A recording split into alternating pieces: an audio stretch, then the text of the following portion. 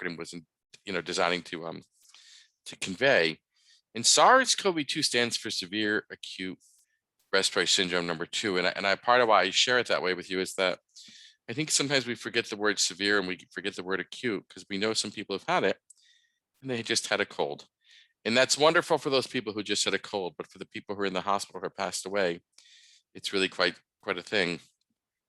And I want to make sure everybody was on the same page. Why did we care so much about people wearing masks? Why was that such a big deal for us? And it had a lot to do with how it spread. It's mostly through respiratory droplets.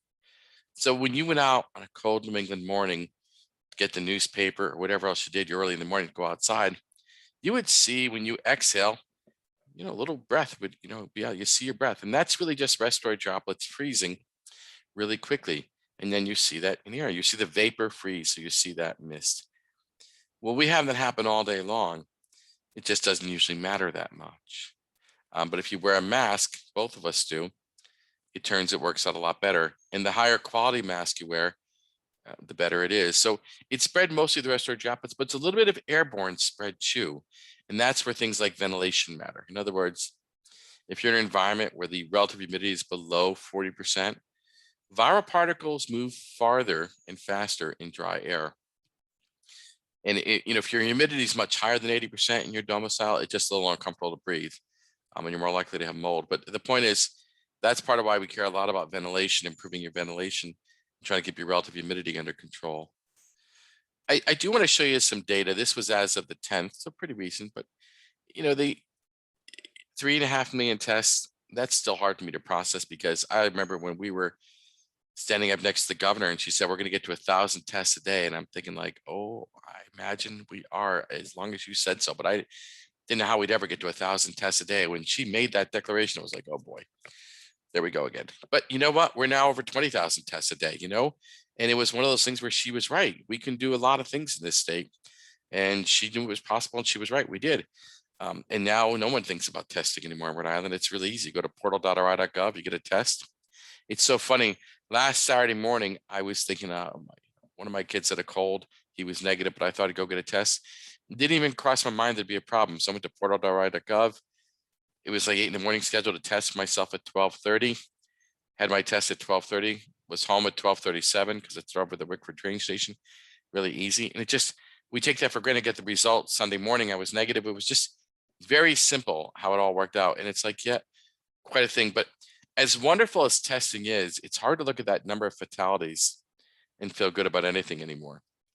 Because the fact that 2,638 people died, and many died with COVID, but we think about 90% died from COVID. And I think it's just important to have that out there, and to give you perspective on this, because I think it's important to have context. When you compare COVID to the flu, this year, I don't think we've had any deaths from the flu. The year before, we had 20 deaths from the flu. The year before that, we had 80, and 80 was a more usual number. Depends on how severe the flu season is. But, when you think about a year, 2,638 deaths, it's just worthy of a mental and spiritual pause about what happened here. This was a big deal for our state and still very much is. As folks end up in the hospital right now, we find that hospitalizations have generally decreased. They're plateauing lately. There was a slight uptick. It looked like in the last couple of days, there's been a slight downtick. But it's interesting, the people in the hospital are generally younger. Right now, I think that's what we're seeing. It's unvaccinated individuals who are ending up in the hospital right now. I do want to spend a moment or two talking about the pandemic. It really hasn't affected everyone the same. This is one of those things where the race issue has become more manifest than I think we've seen in other things more recently. When you look at the red line on top, that's people who identify as Hispanic or Latino. Throughout the entire pandemic, their population by rate per 100,000 has been affected a lot more. And the purple line represents people who identify as Black or African American, and they've been the next hardest affected group. Now, people have wondered why are the reasons for this. It's not because people in those ethnic groups aren't wearing masks or aren't social distancing per se. It's not, we can't blame people. I've heard some people say that, and it just isn't true. What's more likely, and what we seem to have some real reason to believe, is that These are folks who had to go to work and couldn't work from home. In other words, certified nursing assistants couldn't do telework. They had to go to the nursing home and go to work, or the hospital and go to work. And these are sometimes folks who lived in higher density communities. So there's more people living in the same home. So when there's a case inside their home, it's spread more easily. And when you're living in a smaller home, it's one thing if you're in a three bedroom, one bathroom home. It's another thing if you're in a 4 bedroom, 3 bathroom home. It just spreads more easily throughout your home.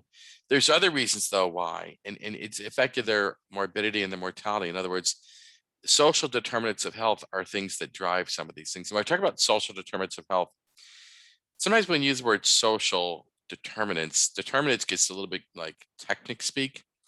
But I think if we look at the word, like there's certain things that give you an advantage in your life and certain things give you a disadvantage in your life. In other words, where you live, where you learn, where you work, and where you recreate, those things create advantages or disadvantages. And when your social determinants of health add up to provide you with disadvantages, you tend to be more severely affected by health things and have worse outcomes than people have advantages. And it's something that the Department of Health looks at trying to improve for everybody. I wanted to show some data on schools. Schools have been an issue for this pandemic. One of the things about the pandemic, though, is that our traditional mindset was that generally, when you have an infectious disease, it spreads to children much quicker, and adults don't get affected by that. The rationale for that is most kids don't have a lot of experience with whatever they're getting infected with, and most adults have had previous experience with it. So the reason why colds run through kids more commonly than other viruses through adults is because the kids haven't had the same colds that we've had before, and our immune system knows about this stuff. And kids are also behaving in a way where they're more likely not to wash their hands, more likely to be close together, and more likely just to not, cover their cough. So kids act developmentally appropriate. So kids do spread. But when it comes to a novel virus, and this is something I think the world's had a hard time grabbing around on, when you think about SARS-CoV-2, with it being new, nobody had immunity. And because nobody had immunity, we challenged that belief early on that kids were more likely to spread the disease. And you really didn't see a ton of transmission in schools that was kid to kid.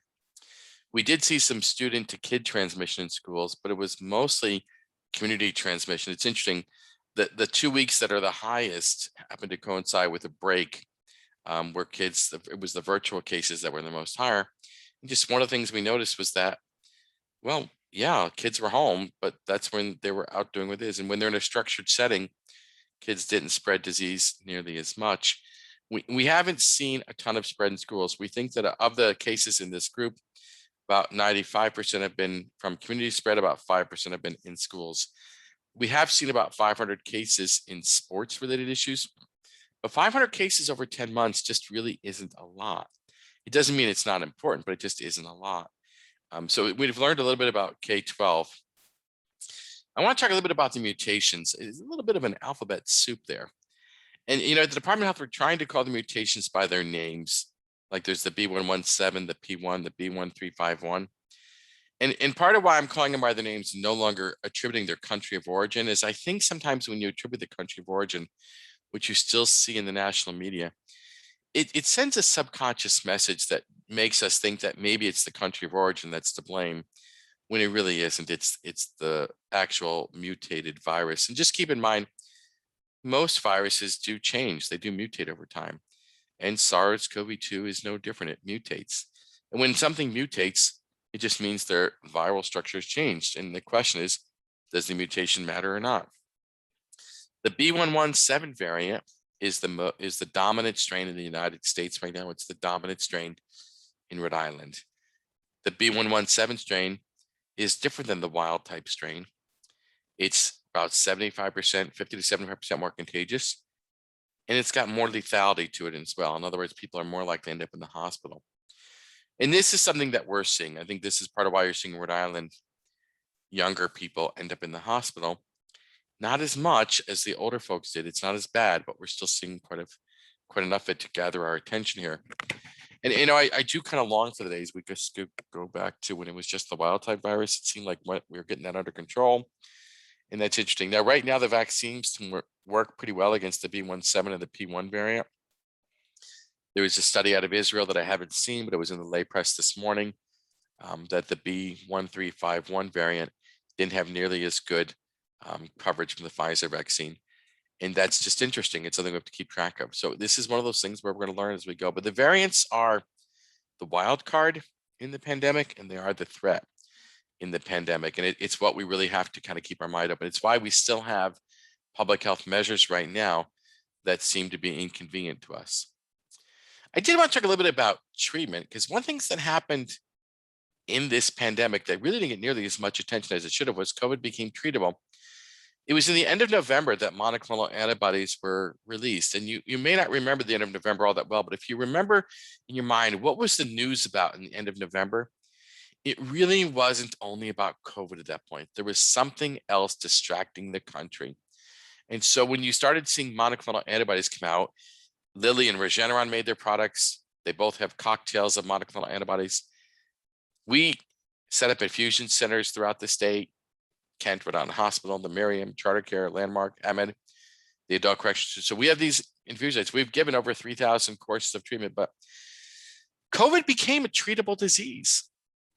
And this was a great thing. It should have been a cause for great celebration. It just didn't break into the media. And I think part of it was it wasn't easily understood. Because what are monoclonal antibodies? They're antibodies made by a pharmaceutical company in a laboratory, and you're infused intravenously into people. So that was different. People are like, wait a minute, I'm not used to taking my medicine in my veins. I'm used to going to my doctor, getting a prescription, going to the pharmacy, taking a pill, getting better. That's what people are used to. Quite frankly, what we're used to is having strep throat, sore throat, doctor, strep test, penicillin, better, life story. There we go. That's what we're used to. So monoclonal antibodies being treated intravenously required a fair amount of infrastructure to be arranged really quickly in our part. And part of it was we had to, one, get your diagnosis done quickly. So we had to get your COVID positive test done quickly. You had to be treated within 10 days in order for it to make a difference. We had to treat you before you got in the hospital because it didn't make a difference once you're in the hospital. So what it really required us to do is set up these infusion centers, but we had to have a good testing structure first. I think part of why other states have struggled with this is since they didn't have the testing infrastructure, they weren't getting results in a timely manner. So the clinical side of medicine wasn't as enthusiastic about getting people treated because they weren't sure if they're going to have it in time. In Rhode Island, we were able to do a little bit more effectively at this because we had pretty good testing infrastructure and we get people set up for treatment. The monoclonal antibodies aren't for everybody, though. It's for people 65 and older, and then some younger people with different underlying diseases. So that's where monoclonal antibodies are. They've been very successful at keeping people out of the hospital, and it's part of the reason we're doing pretty well right now. Now, the vaccines, it seems like that's all anybody wants to talk about, and rightfully so, quite frankly. And we have three, and quite frankly, a couple context setters about vaccine. Like if you really think about where we are into the pandemic, wow, we have 3 vaccines at this point. Now, keep in mind, our first case was February 28th. So if I had said to you in the beginning of the pandemic, fear not, a little over 13 months from now, we're going to have 3 vaccines. Over 40% of the state's going to be vaccinated. I think most people would have signed up for that bargain and said, okay, we'll take it. Not so bad. We didn't know that 13 and a half months ago. And quite frankly, we gave our first dose of vaccine December 14th in Rhode Island. So that's kind of interesting. We've been vaccinating in Rhode Island less than 4 months. I don't know about you, but it feels longer.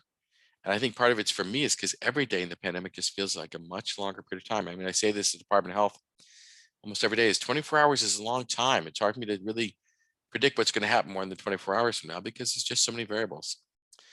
The Pfizer, Moderna, the Johnson & Johnson vaccine are there for you to see. They've done pretty well.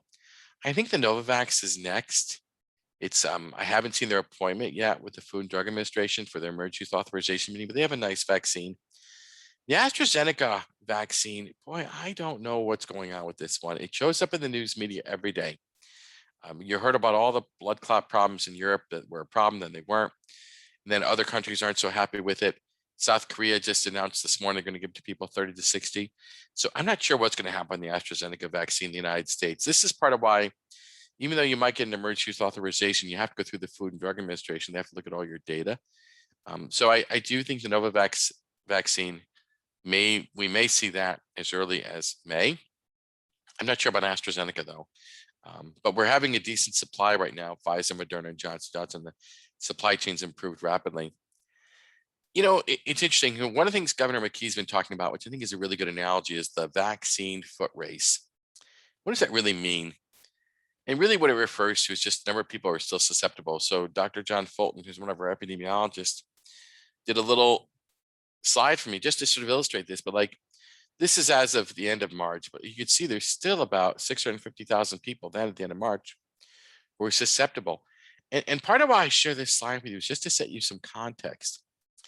With all the euphoria about these 3 effective vaccines, and with cases getting in the right direction, maybe plateauing, we're not seeing the sky falling so much anymore, and the weather getting better. I think there's sort of this general sense of like, hey, things are heading up, we're doing well. Part of why public health people like me are still very concerned is because the variant's more contagious, it's got a more serious outcome, and I still have the majority of the state being susceptible. And I'm intrigued that Pfizer submitted their application for an emergency use authorization for children 12 to 15. I'm very glad that happened. We'll see what happens with that. I think that might come to fruition, sooner than later. It might be interesting to see if that comes together by the end of next month. I don't know if that's possible. I'm just guessing here. But what I'm worried about is how fast we can go with vaccines safely and effectively and to get the variant under control. And this really is this race that we're involved right now. This is why the public health measures, although inconvenient, are still rather important. I do want to talk to you about some of the concept with vaccine, though. Safety was paramount.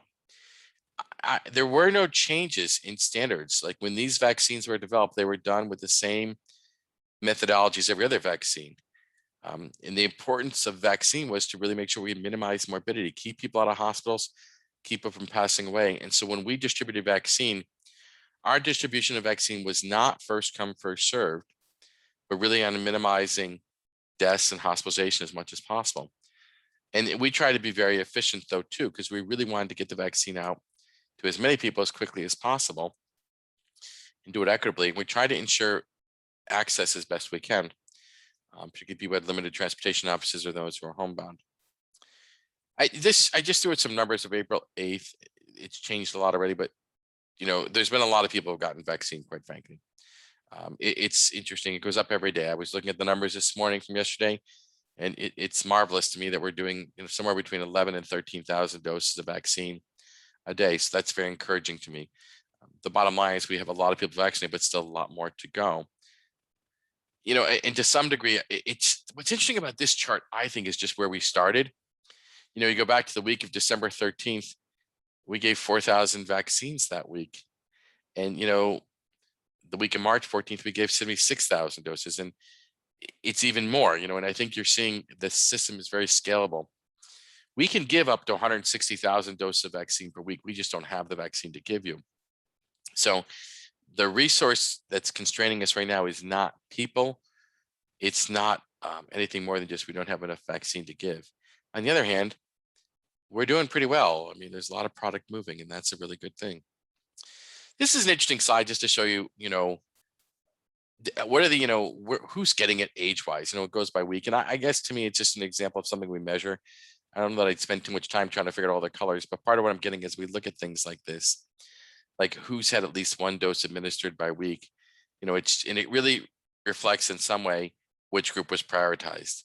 And you see, for example, February 7th, you start seeing more people in the 75 and older group. Well, that's because their group opened up the week before, and you start seeing that. And then you start seeing, in the week of March 21st, 55 to 64, a lot of people got back. Well, that's because their group was opened up. So you really see it just reflects a system that was opened up quite a bit. But you see there's quite a few people. Roughly 80% of people 65 and older have had a vaccine, at least one dose, which is heading in a good direction. But the whole program is about making sure the vaccine is produced in a safe manner, that it's monitored, and it's expanded monitoring. I mean, I'll say this, like, I wasn't thrilled that the 15 million doses in Baltimore from Johnson & Johnson vaccine had to be discarded. That didn't make anyone's day. On the other hand, I have to admit, I'm kind of glad that we're monitoring this type of stuff, that, far better to throw away vaccine than have adverse outcomes from a vaccine. So, I just want to remind folks the vaccines were held to the same standards. Very large clinical trials, people of different races, ethnicities, different health conditions. They're really rigorous studies. And they really were done very well. And I think it really gets that larger issue if there really weren't shortcuts taken. This is our timeline. Tomorrow we open up to 40 and older, which I'm excited about. Next Monday we open to everybody, which I'm very excited about. We had been open for a while for everybody with underlying health conditions. We've been opened earlier by age. The teachers got involved in the middle of March. So, if you're wondering why did it have to be done in this structured way like this, it had to be done in a structured way so that we could actually minimize morbidity and mortality. In other words, we really wanted to, if you just did first come, first served, that's a way to do it, but you tend not to necessarily get people who were at the highest risk. You get people at the highest ability to accomplish things. And that isn't an equitable way of doing things. It's just telling people there's 3 ways to get a free vaccination right now. The state-run vaccination sites, which is vaccinateri.org, is one way. And there's 5 sites we're doing it right now. There's the regional committee-run clinics run by your cities and towns.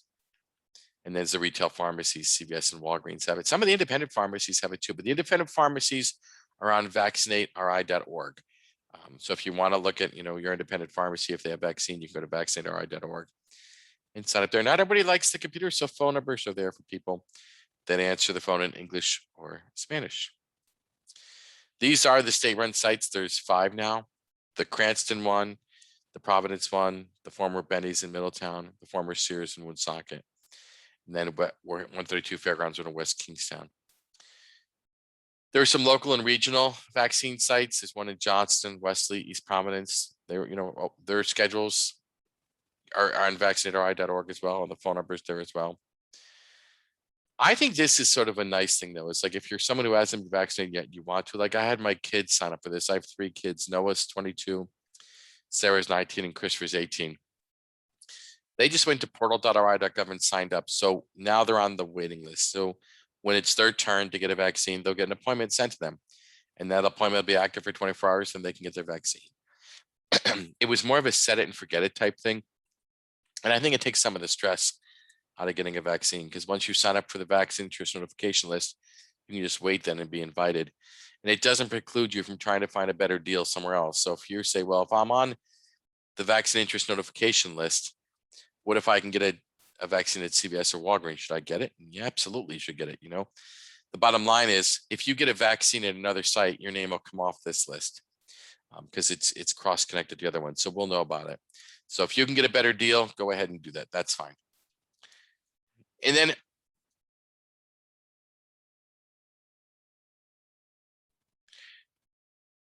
did I just get muted? No, I'm okay. All right, good.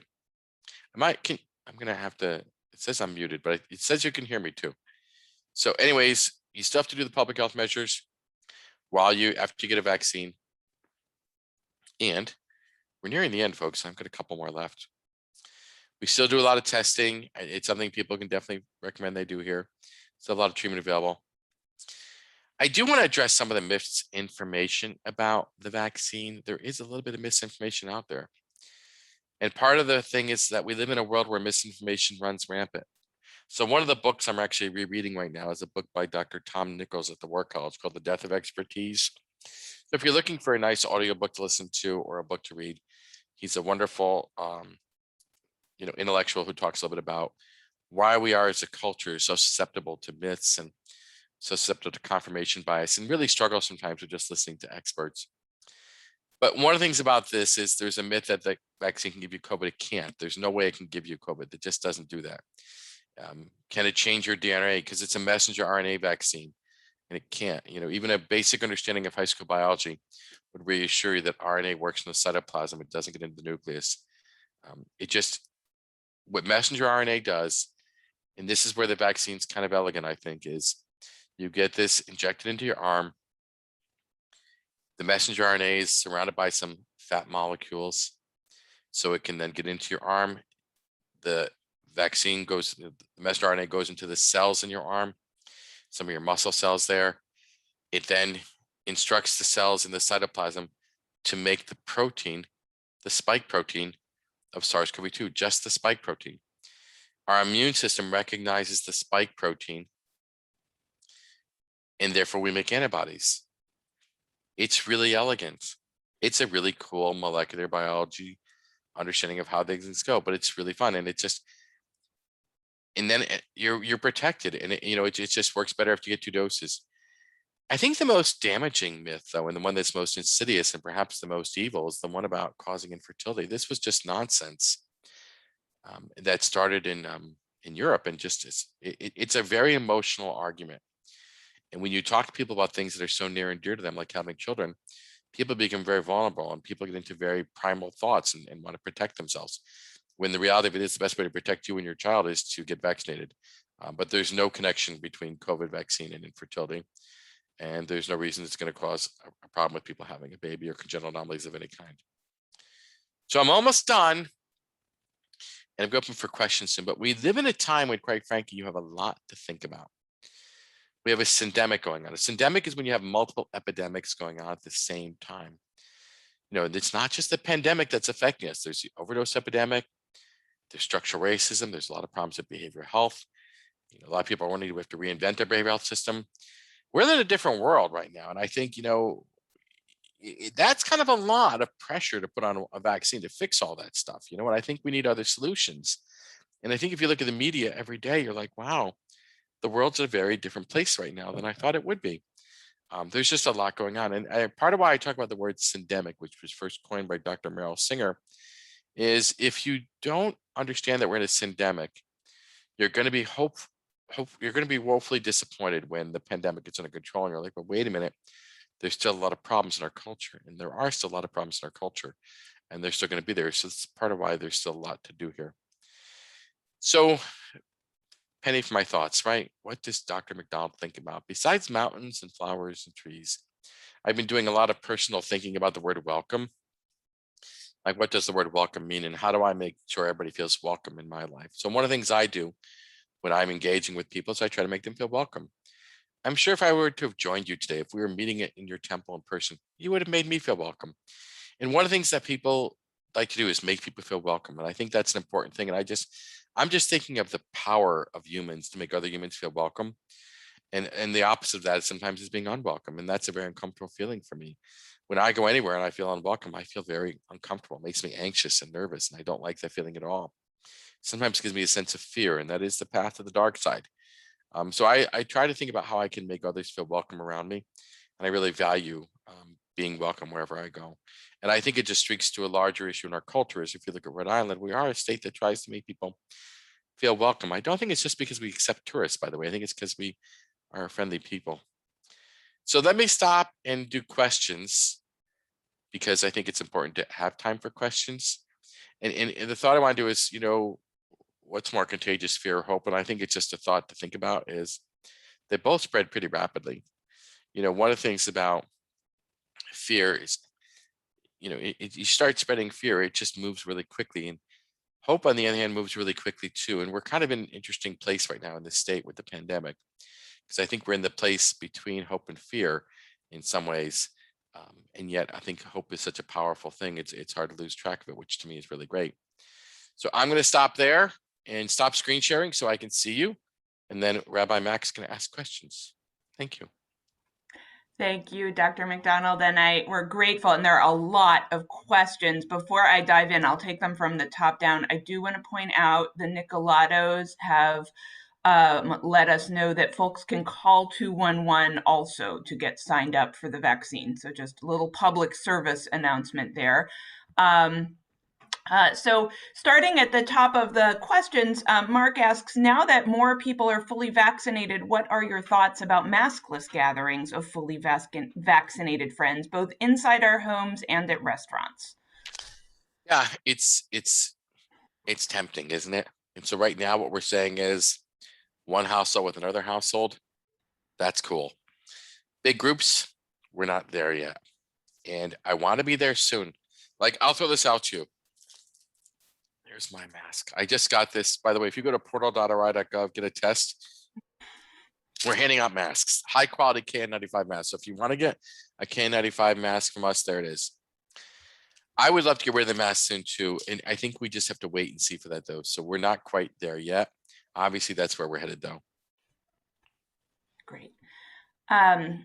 And so I'll actually hear there are a lot of questions next. And of course, we won't ask you to be prophetic. I think we realize there, I'm sure It's hard. the question in everybody's heart is, well, when, right? Yeah. So I realize you don't have necessarily any more of a crystal ball than any of the rest of us. But let's see, Howard and Judy Goldberg ask a number of questions. Once we're fully vaccinated, actually, it's very much the same question as Mark. When can we be together with a small group? Before the pandemic, we used to walk in the mall with a small group before the stores open. Is that safe? And also, I've noticed people are not wearing masks out in public in public walking areas. If we wear our masks, is it okay to be there even though others are not and we may not be 6 feet apart? Yeah. So as far as walking in malls, I think that's a fine thing to do. I would just wear your mask. As far as walking in public wearing a mask, so I live in North Kingstown, so I will sometimes go to the Chaffee Preserve and walk down to Rome Point. I always wear a mask because it's the right thing to do. And I think having said that, if you're walking alone in the woods and no one's near you, then no, you don't need to wear a mask. There's no reason to. People should be wearing masks though if they're around other people because that's the risk you run. It just gets the thing. I think what you find though with some people is they're quite frankly just tired of wearing masks. And I respect that people can be tired. I just don't think the virus is tired of us yet. And I go back to that population slide where there's so many of us still susceptible. As many people have gotten vaccinated, you're still talking about over 600,000 people are still susceptible in the state. So we could end up like Michigan if we're not careful. And that's why I think people need to still wear their masks. Great, thank you. The Nicolados ask a really interesting question here. Is there a worry that the exposure over the last year will affect our kids' immune system over time? Yeah, it's interesting. So it's interesting. You remind me of how people think about the same concept very differently. And it's interesting. So one of the things that you're wondering is if you're not exposed to viruses, does that mean your immune system isn't strong? So that's not the way I would think about how our immune system works. Your immune system works a little differently in that. So I'm not worried about this at all. Like one of the things I'll say as a pediatrician, like when I'm out not working in the Department of Health, I'm also a pediatrician. So it's interesting, like, but when I'm in my practice on Friday seeing patients, I mean, I saw 2 people Friday that were sick. Now I usually see 20 people, but I haven't seen 2 people sick in a long time because no kids are getting sick anymore. Like we're just, the kids aren't getting sick. I'm not seeing people with strep throat. I'm not seeing people with colds. I'm not seeing people with sickness. I'm not seeing kids with asthma act up. It's interesting. Like one of the things interesting to me is what will we see as the positive health benefits years down the road of kids with asthma who didn't have their asthma triggered.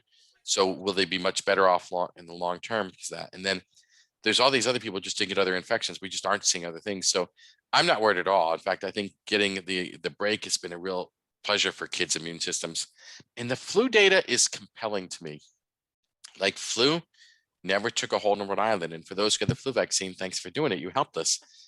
But it was interesting to me how we just didn't get flu because we aren't seeing strep throat. We're not seeing a lot of things because the same strategies we used to prevent COVID prevented other illnesses. So it's just intriguing to me. So I'm not worried about that at all. But thanks for asking. It's a very interesting question.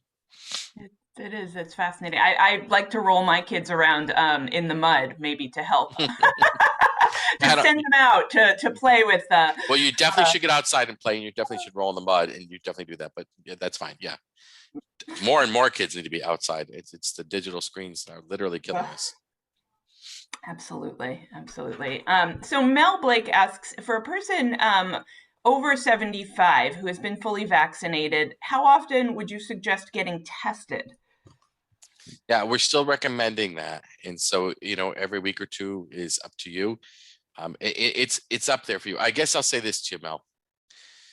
Why would you still need to be tested? And the thing we're saying to everybody is the data right now shows that the people who get the vaccine do pretty well. We're seeing very few breakthrough cases, and I mean very few breakthrough cases. I want to say that of the I don't know, of the 139,000 cases we've seen, it was like 0.14% were breakthrough cases. It was just something really small, but that's part of how we can learn those breakthrough cases. And we're still investigating whether any of those folks have ended up in the hospital or passed away. And we don't have confirmation yet of either of those. So we're still recommending it. Like when I got tested last Saturday, I've been fully vaccinated for a spell. So we're still recommending it.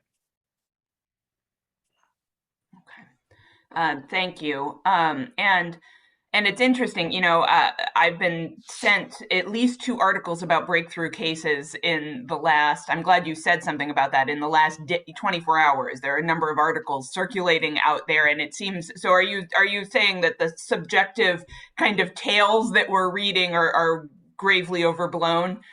Yeah, I'm not sure what tales you're reading. I'll say right this, but there's very few breakthrough cases. This is part of why I feel pretty confident about this. Our testing is really robust. Like in Rhode Island, we do more testing than any other state, always have throughout the whole pandemic. So we've done really well with that. And the thing is, we just aren't seeing a lot of breakthrough cases and we're looking for them. So case finding is really important. And then, but we do have an elaborate system set up with the Center for Disease Control that if we get a breakthrough case, to actually investigate it, what happened to the person. And, if they end up in the hospital, we even have a more elaborate system. If there's a death associated, even a more elaborate system. And the thing I'm getting is like, we're really investigating deeply all this stuff right now with the CDC to make sure we know here right now. But it's right now, it's like, they're very effective vaccines. And part of why our surveillance system is so important is the variants are the wild card, right? But if we had any hint that the vaccines weren't working, I want to get that hint right away. And that's why I think testing is still important. But this really gets to more of like it's civic duty as much as personal protection at this point, because, the vaccines are very effective, but we really do want to know what's going on. Absolutely. Thank you. Elliot asks that he has heard that there are insufficient quantities of monoclonal antibodies available, and he asks for your comment on that, as well as your advice on the susceptibility of those already vaccinated with the new variants, which you touched on briefly. Yep. But So we don't have a shortage of monoclonal antibodies. They're not approved for everybody yet. So when the Food and Drug Administration did issue an emergency use authorization or EUA for monoclonal antibodies, they issued it for people 65 and older within the first 10 days and for people with certain underlying health conditions. There is no shortage in Rhode Island, though. And so all the places have it now. There was a change recently from the Lilly product. Lilly product was Bamlam, Infamab, all by itself. They've recently added a second monoclonal antibody to that one. And we have plenty of the Regeneron product as well. So there shouldn't be shortages anywhere in the state. Having said that, it doesn't mean every place has what you need, but like one of the easiest ways to get an access to monoclonal antibody, quite frankly, if you're curious about it, just say someone you knew tested positive, you could go to the Brown Telecare website. We have a website, in our own website, but if you go to Brown Telecare and have a ER visit with the doctor remotely, because you don't have to worry about seeing anybody at that point. There's other sites that do telehealth visits too, but they'll actually do the referral from Brown Telecare to the Miriam site, and then you're all set up to go, and it goes really quickly. It's interesting how elaborate a system was that was set up, but like AppMed does it too. Some of the health centers are doing it as well, but like, I think what makes the most sense is if you do get a positive test, try to have a telehealth visit the day you find out, and then ask the doctor if you qualify. And as far as susceptibility to those already vaccinated with new variants, right now, our confidence is high that the current vaccines protect against B117 and P1, which are both in Rhode Island. So your vaccine covers what we know to be out there. We do surveillance for the variants. We haven't seen B1351 in Rhode Island, but we're looking for it. How we do surveillance for variants is we send positive specimens to the Broad Institute in Massachusetts. We send some to the CDC, and then there's Dr. Rami Cantor at Lifespan, who's a molecular biology researcher, physician who does some for us as well. Doing the sequencing of the genome is a big deal. So you don't get thousands of specimens done every week. You get hundreds of specimens done every week. But that's how we track our things. And that's what we do. We have a little surveillance algorithm to find out which variants are in there. wonderful. Thank you. Thank you. Jeff Schwartz asks a really important question too here. How do we get vaccines to people who don't have internet access to sign up? Yeah, so the phone numbers are the best way to start with that. One of the things we're starting to see more of, though, is like one of the things we're doing, it's the Department of Health, is really looking at more place-based vaccines. Like one of the things you bring up, Jeffrey, which I think is really important, is It's funny. There's a lot of conversation about vaccine hesitancy, and I want to get this out here. Right now, we're not seeing that. I think there are some people who don't have vaccine confidence, right? And that's okay with me, right? In other words, there's some people who have low vaccine confidence, and I respect people where they are because, quite frankly, we've had the vaccine in our state less than 4 months. I can't expect everyone to have high vaccine confidence right away. So that's just one thing. But we really aren't seeing a ton of that issue in the state just yet. What we're seeing is people have problems with time, transportation, and technology. And you hit in the technology part. Not everybody has a computer. Like one of the things we've seen in our high density communities is in our high density communities, some of the people aren't getting vaccines because they don't have computers in their home. They have phones. Well, if you have a phone, it's kind of hard to sit on vaccinateri.org and constantly refresh. Whereas if you have a computer, you can do that. By the way, not everybody has the time to sit in front of their computer and just do that kind of thing and compete for a vaccine. And not everybody has transportation either. So these are challenges. So a lot of our staff in the high density community work team are working on getting vaccines to more place-based things where we've actually talked about finding some employers. We ran into a situation last week where a union leader approached me saying, we have a large employer, not all of the employees are documented. There's a real desire to get the vaccine, but there's a real fear. How do we do that? So I brought that to our leadership team, which I'm part of, and just said, what's possible here? And then we're looking at what's possible. Like, how do we make possible happen? Part of what we're trying to do is make it available, because I think you hit on a really important point is there are barriers. And I think what we want to do as a health department is try to help people overcome the barriers. And we're not trying to judge people. And I think that's just important. And I think the conversation that's out there that there's people who are really vaccine hesitant and they're endangering the world probably isn't a fair conversation and isn't really helpful at all, and just makes the noise even louder and just doesn't make my job any easier.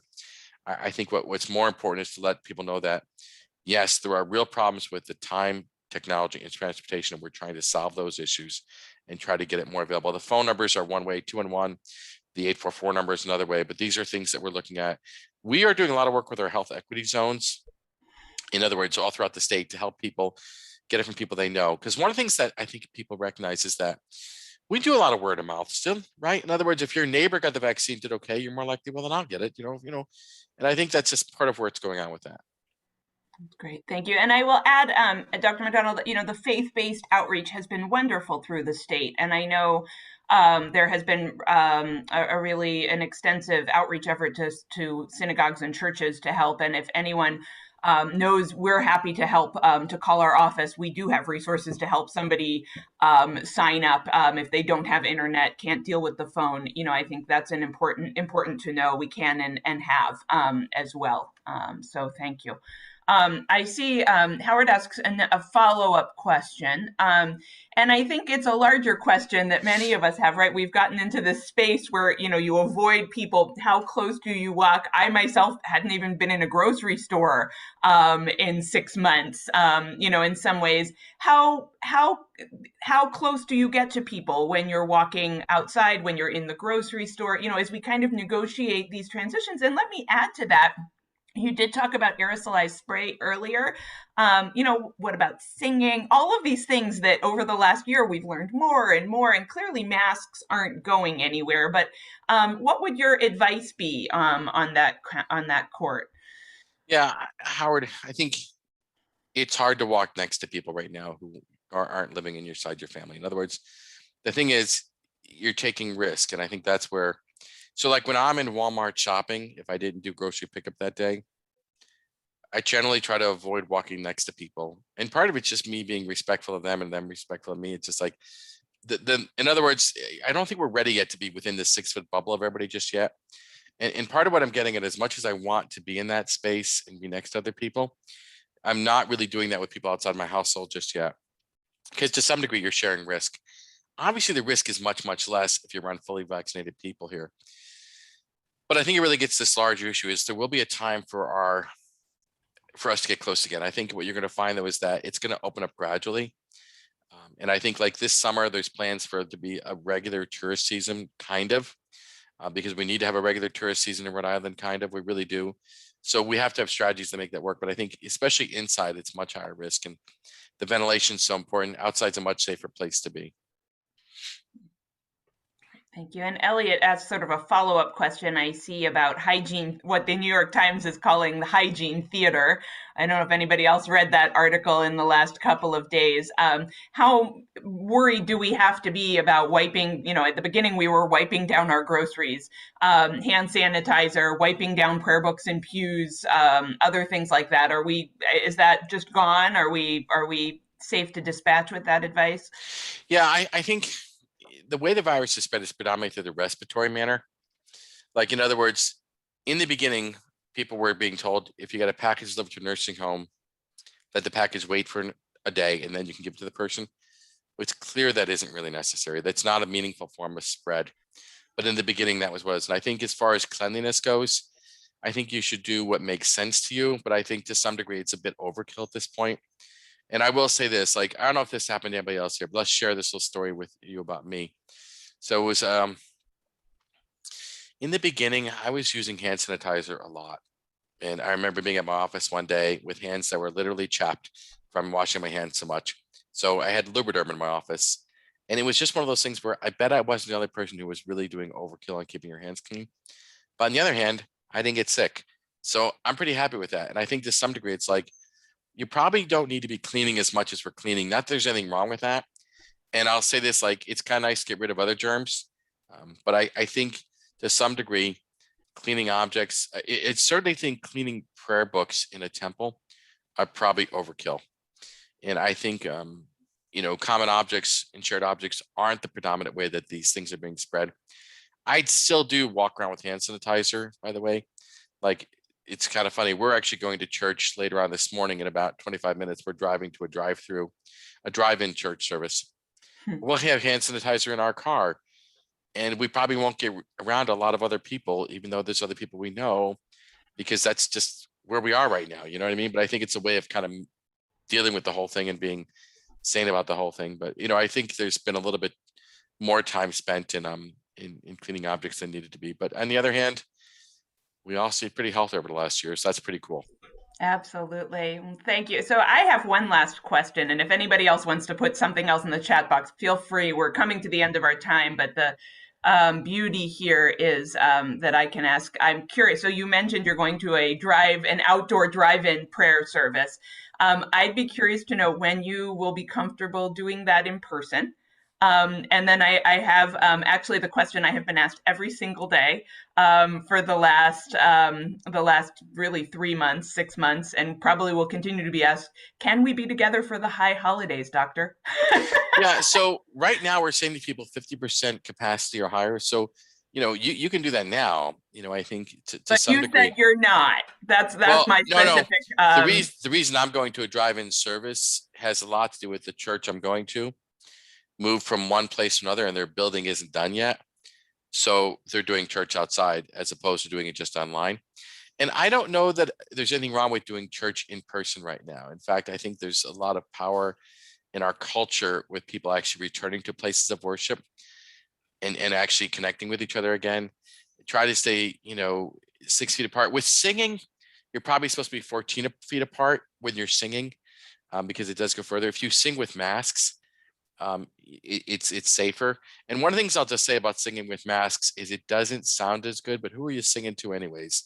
My gosh, guys, we're not going to be recording this stuff. So, I say this, like, I like to sing at church. I make a joyful noise over in the far right where no one can hear me, but I like singing, and no one's listening to me. Who cares? You know what I mean? But my point is, if you want to have your places of worship open now, 50% capacity, I'd say do that. Because I think there's real, I guess I'll just say this, with so much isolation during the pandemic, and I think places of worship in particular have so much to offer that you just can't get online. There's something about just seeing other people who and seeing that they look okay and actually waving at them or even having a conversation 6 feet apart. And that's where, if you feel comfortable as a congregation, I think it's a very reasonable thing to do. Dr. McDonald, we'd like to thank you for your time, and Brotherhood would like to make a donation to your favorite charity. What is your favorite charity? Gosh, I didn't hear that. I didn't see that coming, and I'm not really sure I have that. But when you think about some charities I support, one of the ones I support is CareNet, which helps troubled women who are trying to have their babies. and donate to that. So if that's interesting to you, that's something that's totally up to you. Thank you for offering to do that. It's totally up to you, of course. And once again, we thank you for your time, and hopefully we won't need your services come soon. And you can go back to a normal practice. I hope so So, too. Thank you so much. It was fun hanging out with you this Sunday morning. And Thank thank you, you Doctor. to everybody who attended. I see some former Brotherhood presidents, Howie Zisserson, good to see you. And I also want to tell you that Joan Tebro, who was Herbie Wagner's daughter, was also on with us. So once again, thank you from Brotherhood. And we hope hopefully our next will be a breakfast in person. So anyway, good. Have a good Sunday. And thanks, everyone. Thank you, Barry. Thank you. Thank you. Thank you, Doctor. Excellent. Thanks, Barry. Thank you, Doctor. Stay well, everybody. Get your Thank you, shots. Tim. Friday, last one.